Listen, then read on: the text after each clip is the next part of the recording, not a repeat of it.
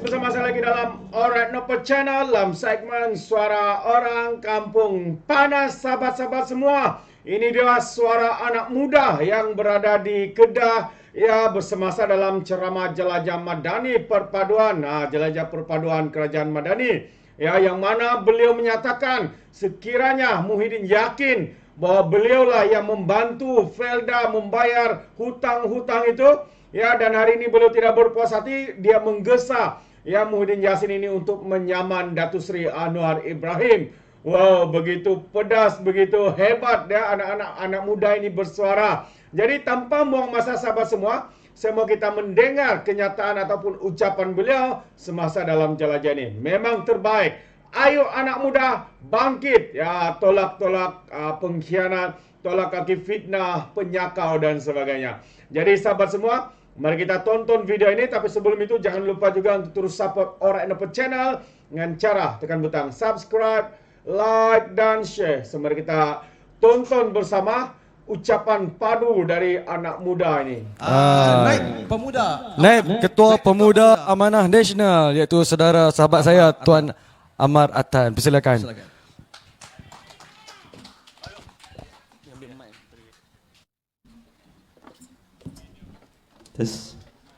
Bismillahirrahmanirrahim. Assalamualaikum warahmatullahi wabarakatuh. Tachahau, Vanagam. Pertamanya saya terima kasih pada penganjur kerana menjemput saya ke atas pentas untuk bercakap, berkempen untuk kerajaan perpaduan dalam konteks negeri Kedah, supaya rakyat Kedah yang berada di hadapan saya, yang cukup ramai pada hari ini, yang sangat berani untuk membuat satu perubahan di negeri Kedah. Saya minta tuan-tuan beri tepukan gemuruh kepada tuan-tuan dan puan-puan sendiri. Kerana tuan-tuan adalah pejuang rakyat untuk negeri Kedah. Kerana tuan-tuan tahu dan tuan-tuan sedar bahawa Menteri Besar yang ada pada ini ialah bukan Menteri Besar yang berjuang untuk rakyat negeri Kedah. Dalam tempoh 3 tahun, Pakatan Harapan sebagai sebuah kerajaan pada tahun 2020 yang lepas, pada 3 tahun Perikatan Nasional juga sebagai sebuah kerajaan pada tahun lalu, dan waktu itu juga kerajaan negeri dan kerajaan persekutuan merupakan kerajaan yang sama. Perikatan Nasional di Persekutuan, Perikatan Nasional di negeri Kedah. Dan dekat-dekat pilihan raya ini baru mereka bangkit satu isu besar. Apa isu besar mereka? Apa isu besar mereka? Nak rampas Pulau Pinang. Kamu 3 tahun sebagai kerajaan persekutuan dan kamu juga merupakan kerajaan negeri. Kenapa tak ada usaha bawa usul dalam Dewan Rakyat gubal perlembagaan? Kenapa tak bawa? Kenapa dekat pilihan raya baru sibuk nak bercakap rampas Pulau Pinang? Adakah itu the only way, satu-satunya cara untuk Kedah maju? Adakah orang rakyat Kedah nak itu? Tidak. Rakyat Kedah mahukan apa? Mahukan peluang pekerjaan. Saya ingat ramai anak muda pada malam ini, bila saya jumpa dengan rakan-rakan Persatuan Anak Negeri Kedah, saya jumpa mereka. Last week saya jumpa dengan Persatuan Anak Kedah di Universiti Melaya, di Universiti Kebangsaan Malaysia, di UiTM. Berjumpa, kita boraklah, minum teh dan sebagainya. Saya cakap mereka, kenapa anak muda negeri Kedah tak nak balik Kedah untuk bekerja? Paling utama ialah peluang pekerjaan tidak berdaya saing di negeri Kedah berbanding dengan Kuala Lumpur, berbanding dengan negeri Selangor, berbanding hatta dengan Pulau Pinang. Sekarang ni isunya lah bukan untuk kita rampas Pulau Pinang, tapi bagaimana untuk bangunkan negeri Kedah yang akhirnya dapat memberikan peluang pekerjaan yang baik untuk anak-anak muda negeri Kedah. Tuan-tuan kena ingat ya, alhamdulillah kerajaan persekutuan, kerajaan perpaduan, PHBN dan lain-lain telah wujudkan satu produk yang cukup baik, yang mana produk ini memberi sangat kebaikan, sejuta kebaikan kepada anak-anak, tuan-tuan dan puan-puan yang bekerja di Kuala Lumpur. Iaitu ialah peluang pekerjaan yang cukup besar. Dalam tempoh kerajaan perpaduan telah memerintah, ini data ya, tuan-tuan boleh cek data secara online ya. Dalam tempoh kerajaan perpaduan memerintah, kerajaan perpaduan telah berjaya menyediakan 234,000 peluang pekerjaan yang baharu kepada anak muda. Dan dalam tempoh sekarang, kena ingat ya, kita buat perbandingan lah. Biasanya pembangkang apa hujahan mereka? Mereka kata anak muda terancam. Mereka kata orang Melayu terancam.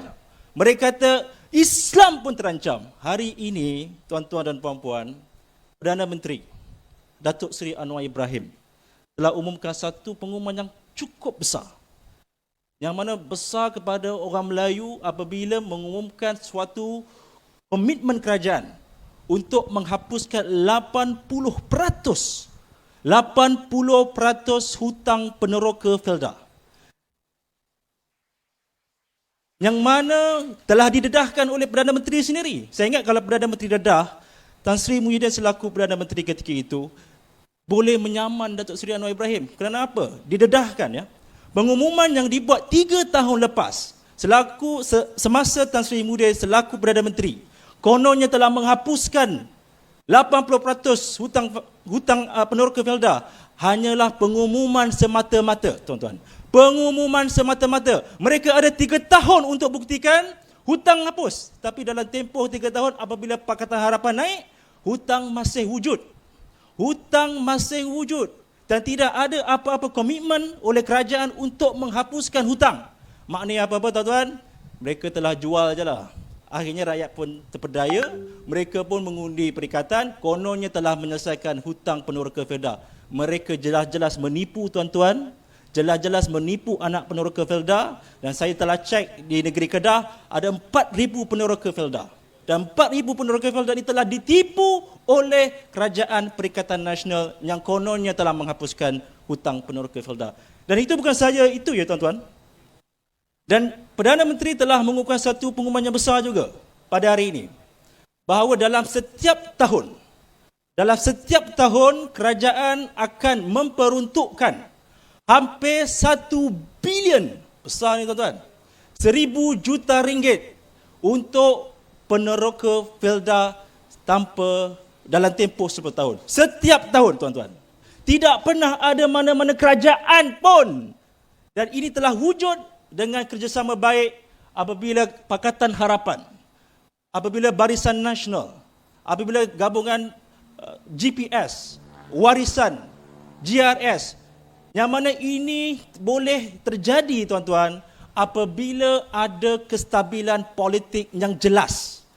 Di dalam Dewan Rakyat telah terbukti kita punya 2/3 majoriti. 2/3 majoriti, tuan-tuan. Kita boleh buat macam-macam dengan ada kestabilan politik yang ada ini. Dan baru-baru ini gempar satu Malaysia, tuduhan pembangkang kata apa? Mereka tuduh kononnya pilihan raya yang wujud dalam 6 buah negeri ini boleh menggegarkan kerajaan persekutuan. Fakta apa mereka cakap ni? Pilihan raya umum dah selesai. Pilihan raya umum telah selesai dengan memilih ahli-ahli parlimen. Di Kedah pun dah selesai. Dan telah selesai untuk memilih Perdana Menteri. Telah selesai juga untuk memilih kabinet-kabinet.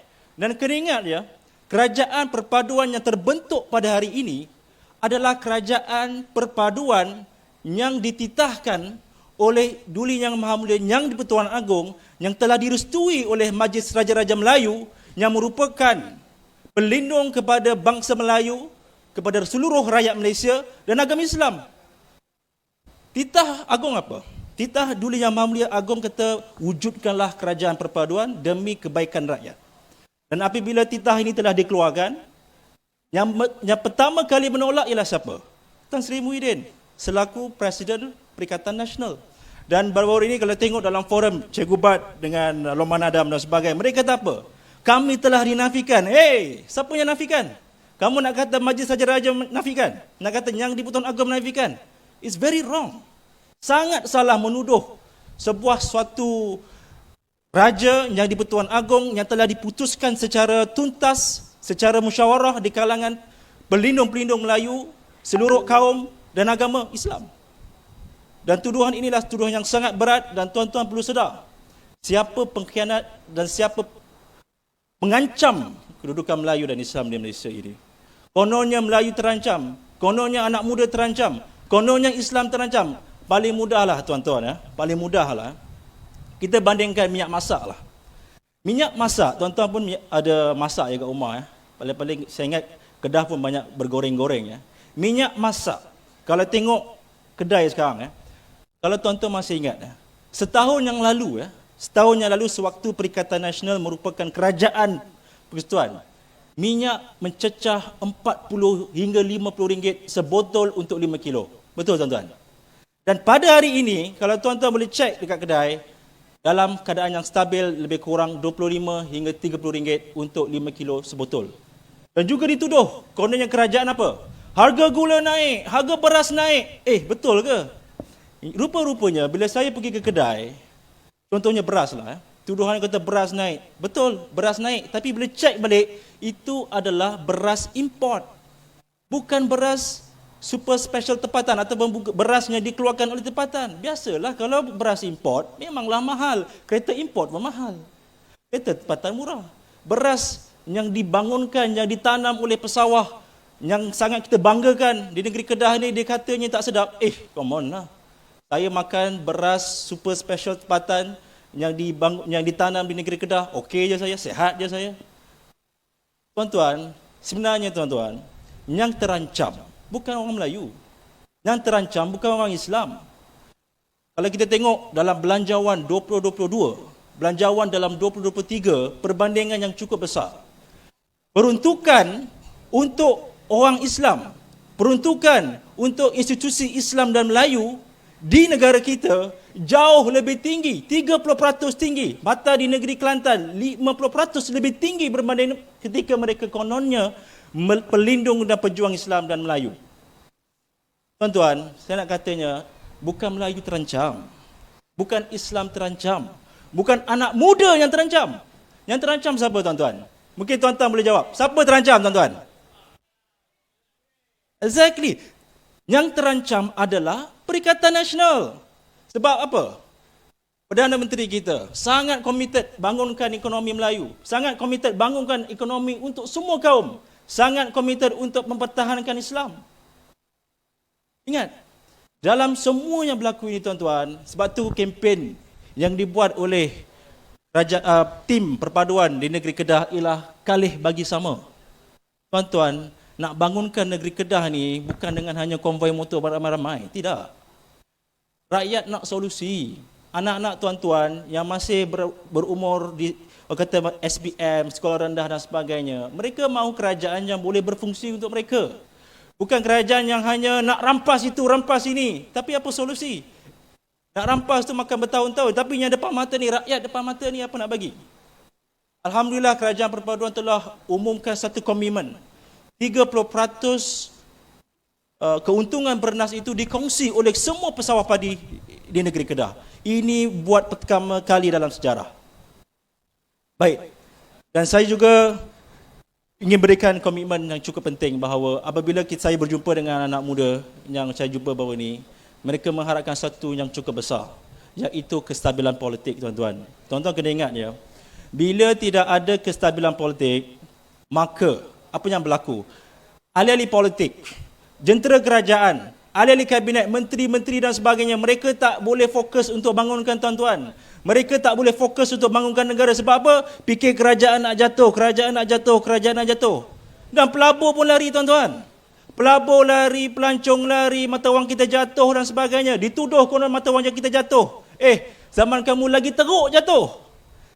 Kena ingat ya, walaupun ringgit kita jatuh sekalipun, kena ingat, jatuh sejak kenaikan kadar bunga di Amerika Syarikat, khususnya pada Februari tahun ini.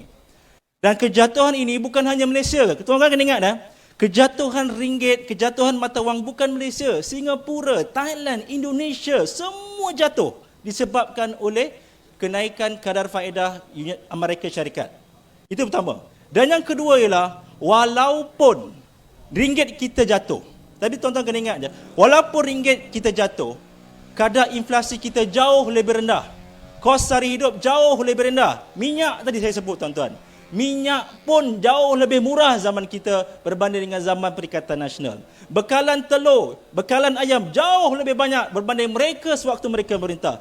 Tuan-tuan, semua ini adalah bukti dan fakta yang mereka tidak boleh nafikan sekalipun. Apa yang mereka jual, mereka mengejek PM kita berlari dalam parlimen, mereka mengejek benda-benda yang gigi kita tak tahu lah apalah. Come on. Apa polisi kamu? Saya dah cabar debat Ketua Pemuda PAS bercakap tentang solusi anak muda. Saya dah cabar pemimpin PAS, khususnya Ketua Pemuda PAS, bercakap tentang kejatuhan RM1 sampai sekarang mereka tak balas. Sebab tahu mereka bercakap atas dasar emosi, bukan atas dasar fakta. Akhirnya tuan-tuan, anak-anak tuan-tuan yang berada di hadapan saya adalah golongan yang paling terkesan kerana mereka hanya menjual emosi dan sentimen Melayu Islam yang tidak ada solusi kepada rakyat, yang akhirnya terbukti kerajaan pada hari ini ialah kerajaan yang terbaik untuk tuan-tuan kalih bagi sama. Boleh tuan-tuan? InsyaAllah. Assalamualaikum warahmatullahi wabarakatuh. Waalaikumsalam warahmatullahi wabarakatuh. Ya, terima kasih saudara. Terbaik itu dia suara anak muda, sahabat-sahabat semua yang baru saja memberikan ucapan di sana, membalun kau-kau pemimpin-pemimpin daripada Bersatu. Memang tepat sahabat semua apa yang dikatakannya. Siapa yang terancam katanya?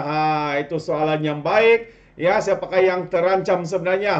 Melalui apa yang dinyatakannya. Yang terancam itu adalah pembangkang. Yang terancam itu adalah daripada Bersatu, daripada lebay-lebay. Kerana mereka tidak punya kuasa. Kerana mereka sudah tidak boleh menyakau. Dan apa yang mereka lakukan hanyalah menjajah fitnah. Menjajah